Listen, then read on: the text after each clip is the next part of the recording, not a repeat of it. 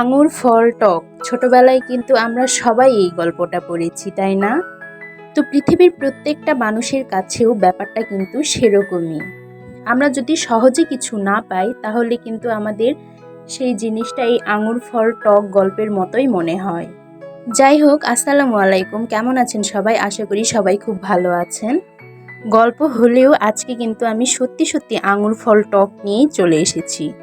আজকে আমি টক আঙুরের ৩ রকম রেসিপি দেখাবো। এক ভিডিওতে ৩ রকম রেসিপি শেয়ার করব। সবাই ভিডিওটি না টেনে শেষ পর্যন্ত দেখবেন।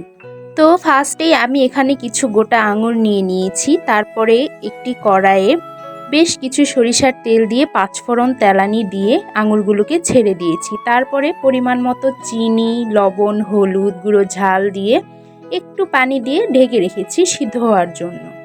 সিদ্ধ হয়ে গেলে আমি এখানে আচারের মশলা দিয়ে ভালো করে জাল করে নামিয়ে নিব। ভিডিওতে যেরকম দেখতে পাচ্ছেন ঘনত্বটা ঠিক এরকমই হবে। আচারের মশলার মধ্যে ছিল গোটা মৌরি, গোটা ধনে আর গোটা সর্ষে। সেগুলোকে হালকা তা দিয়ে ব্লেন্ডারে ব্লেন্ড করে নিয়েছি। সত্যি করে বলছি, আমার কাছে রেসিপিটা কিন্তু অসাধারণ লেগেছে। আপনারাও বাসায় একদিন ট্রাই করে দেখবেন, ইনশাআল্লাহ ভালো লাগবে। চলুন এরপরে দ্বিতীয় রেসিপি শেয়ার করা যাক। এরপরে আমি কিছু আঙুরকে মাঝখানে ফালি করে নিয়েছি যাতে আঙুরের টকটা সহজেই বের হয়ে আসে। এরপরে ফালি করে রাখা আঙুরগুলোকে একটি পাতিলে আমি সিদ্ধ বসিয়ে দিব। আঙুরগুলো কিন্তু সিদ্ধ হতে বেশি সময় লাগবে না, খুব সহজেই সিদ্ধ হয়ে গিয়েছে। সিদ্ধ হয়ে গেলে এরকম ছাঁকনিতে ঢেলে ডাল ঘুটনি দিয়ে আমি এটাকে ভালো করে ম্যাশ করে নিব যাতে সব টকগুলো বের হয়ে আসে। ব্যাস, আর কিচ্ছু না। এরপরে আমি ১ চামচ চিনি আর সামান্য একটু ফুড কালার দিয়ে এটাকে জাল করে নিব যতক্ষণ না পর্যন্ত অনেকখানি ঘন হয়ে আসে। এক পর্যায়ে যখন ঘন হয়ে আসবে সেই পর্যায়ে সামান্য একটু ভিনিগার দিয়ে দিব।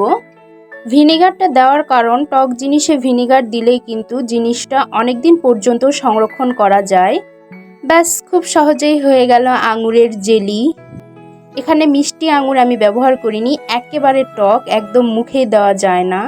জেলি যেহেতু বানিয়েছি তাহলে পাউরুটির সাথে একটু সার্ভ করে দেখাই, চলেন।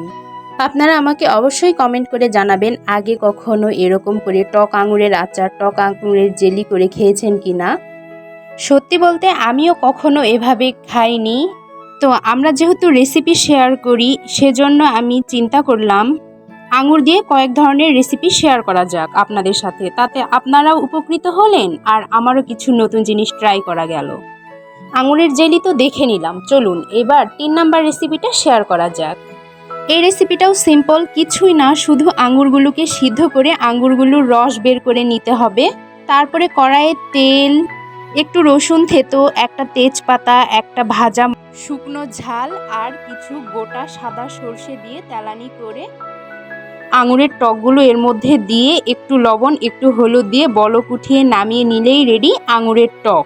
এই টকটা আমরা যে কোনো টক জিনিস দিয়েই করে থাকি, কাঁচা আম বলেন, আমরুলি বলেন, আমড়া বলেন, যে কোনো টক জিনিস। তো আজকে আমার সিম্পল ৩ ধরনের রেসিপি কার কাছে কেমন লাগলো অবশ্যই কমেন্ট করে জানাবেন। আর ভিডিওটি ভালো লেগে থাকলে লাইক, শেয়ার, ফলো দিয়ে পাশে থাকবেন। আল্লাহ হাফেজ।